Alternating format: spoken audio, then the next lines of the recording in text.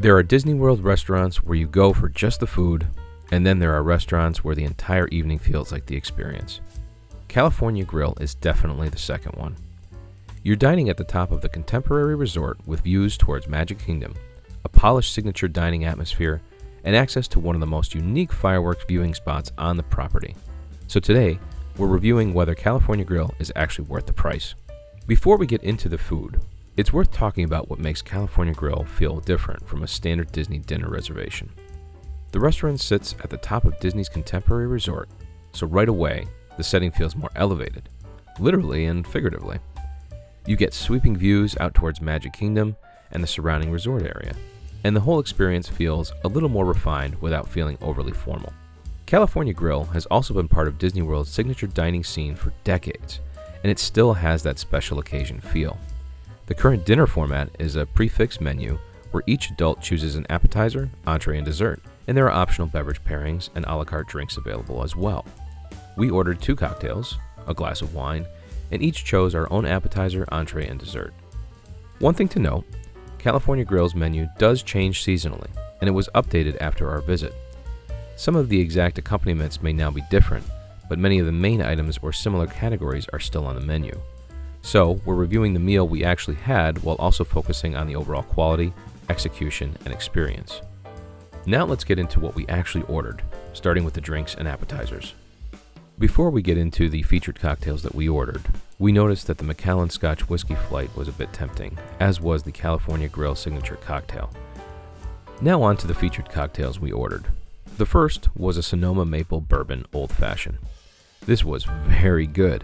Not overly sweet, but sweet enough, and it was savory. We would definitely get again. It's as advertised.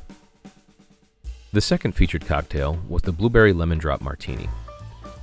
This was tasty and refreshing, not at all alcohol forward. The flavors came together nicely with a little sourness with the pomegranate, and it comes with 3 blueberries so you can make your hidden Mickey hit the bottom of the glass when you're done. Now let's get into the real question. How was the food? Next up for appetizers, we got the Farmer's Market Salad. We would define this as simply complex. It was light and fresh, but the pumpkin tart threw in a very unique spin. And the bacon, well, bacon makes everything better. It's a tasty start to the meal. The other appetizer we ordered was the Surf and Turf Roll. This was not really a standout.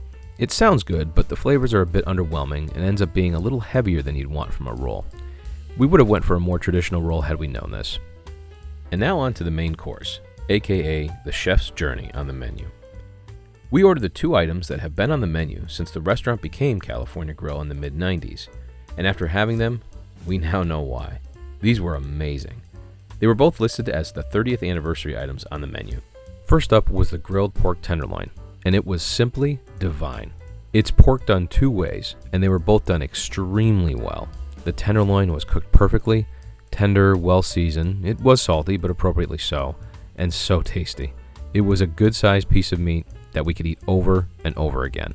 The pork belly portion was a wonderful contrast with just the right amount of fat with a crispy edge, again cooked perfectly. If that wasn't enough, the creamy goat cheese polenta could win an Oscar for best supporting role in this dish. Creamy? Yes. Goat cheese flavor? Yes, but not overpowering. So if you don't normally get or particularly like goat cheese, don't be off-put by it. The aged balsamic organic mushrooms were also receiving votes from the Academy, and they were no slouch in this dish either. They certainly rivaled the polenta, but were an excellent accompaniment. Even the Zinfandel glaze was a hit. The flavors in this dish really came together well. Good mix, good balance, and great contrast of sweet, savory, and salty.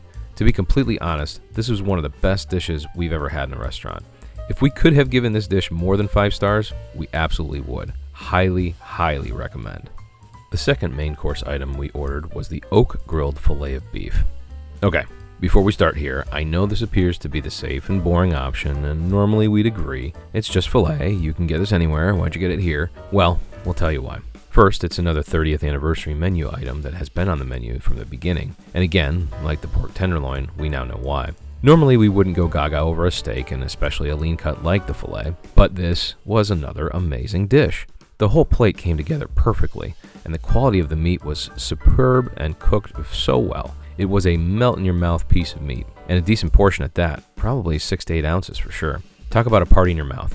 The flavors that were paired with the other items on the plate were just so right.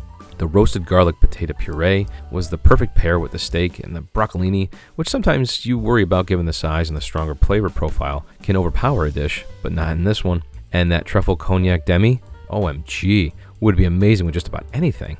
After trying the pork tenderloin first, we didn't think the filet would hold a candle to it, but we have to tell you, it definitely did. Another Oscar-worthy dish, as it were. Another top-rated meal, and one of the best we've had. We would consider this a must-try. We paired the main courses with a glass of wine that we split. Hot tip on this one. Our server had a bit of a heavy hand when it came to pouring, as he self-admitted, which worked to our benefit as we both ended up with nearly a full glass pour. No, we weren't trying to skimp or get something for nothing. We were just looking to take it easy that night, especially after having a drink to start the meal. We got the Emeritus Hallberg Ranch Pinot Noir from the Russian River Valley. This was rated around a 4.2 or 4.3 on Vivino, depending on the year. We don't recall what year it was that we got, but it ended up being a nice pairing. Simple and smooth, a little bit of heat on the front and the finish, but that was okay given the richness of the dishes. We would try something else next time though. They have recommendations on the menu as to the suggested pairings. If we were looking for full pours, we would have likely done that. And now on to the desserts, aka sweet creations on the menu. First up is the chai milk chocolate creme brulee. This didn't taste like or have a mouthfeel like a traditional creme brulee. It wasn't bad, it was just a little different. Not in a way we were expecting or frankly really wanted. It was a fine dessert, but wasn't quite what we were looking for. You got a little bit of chai flavor, but you had to hunt for it. It was a little heavy, so a bit more than we wanted at that stage of the meal. It's okay to try, but we probably wouldn't get this particular one again. Second up on the dessert menu was the blueberry goat cheese cheesecake. They say you eat with your eyes first, and boy were our eyes watering for this one. The presentation is excellent, and the flavor generally follows suit. It's light, flavorful, rich, and not too sweet. It came together well, and while it looks like it might be small, it's the perfect amount. It came together well with all the fruit flavors, and again, to the non-goat cheese lovers out there, don't hate on this one until you try it. It doesn't taste like goat cheese. It's really good. It's not the best dessert we've ever had, but it's good. We would get this one again. Overall, the food and drinks were excellent. This was one of those meals where the quality felt consistent across the whole experience, not just one standout dish carrying the rest of the dinner. The appetizers felt thoughtful, the entrees were well executed, and the desserts gave the meal a strong finish, and the drinks felt appropriate for a signature dining setting. What stood out most to us was that the meal felt balanced. It wasn't just about fancy presentation or the view, the food actually delivered. And when you combine that with the service, atmosphere, and fireworks access, the price starts to make more sense. If you're only comparing it to a normal table service meal, California Grill is definitely expensive. But if you think of it as a full evening experience, 3 courses, signature level service, rooftop views, and a unique fireworks viewing opportunity, it becomes a much stronger value than it may seem at first. Beyond the food is where California Grill really separates itself. The atmosphere is upscale, but still very Disney friendly. It feels polished and modern, but not stuffy, which makes it work for a date night, an adult's night out, or a special family dinner. The views are a huge part of the appeal. Depending on where you're seated, you may have views towards Magic Kingdom, Seven Seas Lagoon, Bay Lake, or the surrounding resort area. Even if your exact table view varies, the restaurant itself feels connected to that top of the contemporary setting. Service was also a major highlight for us. This felt like a true signature dining experience. Attentive, professional, well-paced, knowledgeable, without feeling rushed. For a prix meal at this price point, that does matter, because you're not just paying for individual dishes, you're paying for the full evening. And then there's the fireworks perk. If you dine earlier in the evening, you can return later with your receipt and watch the happy ever after fireworks from the outdoor observation terrace, with the music piped in, which is a really nice treat. That was honestly one of the most memorable parts of the night. It's not the same as standing inside Magic Kingdom, but it does give you a completely different perspective, a calmer, more relaxed way to watch the fireworks from above. Final verdict. We would absolutely recommend California Grill, especially for a special occasion, date night, adults dinner, or anyone looking for a more elevated Disney dining experience without leaving the resort area. It is pricey, so we wouldn't necessarily call this an everyday Disney meal, but for what you get, a full 3-course dinner, excellent service, strong food and drink quality, a beautiful setting, and the ability to return for happily ever after fireworks from the terrace, we actually felt like the value was pretty fair by Disney signature dining standards.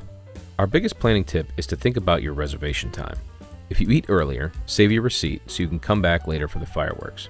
If you book closer to fireworks time, expect the restaurant and terrace areas to be busier. Either way, the fireworks viewing is a major part of what makes this restaurant special. We'd also recommend checking the current menu before you go, because the offerings do change. But based on our experience, California Grill delivered on the things that matter most: food, service, atmosphere, and that unique top-of-the-contemporary view. Overall, California Grill ended up being one of our favorite dining experiences at Walt Disney World. It is definitely a splurge, but for us, it felt like a splurge that actually delivered. If you're planning a Disney World trip and trying to decide which restaurants are worth prioritizing, we have more Disney dining reviews, resort tours, and planning tips on the channel. Please be sure to like this video and subscribe to our channel. Thanks so much for watching, and we'll see you real soon.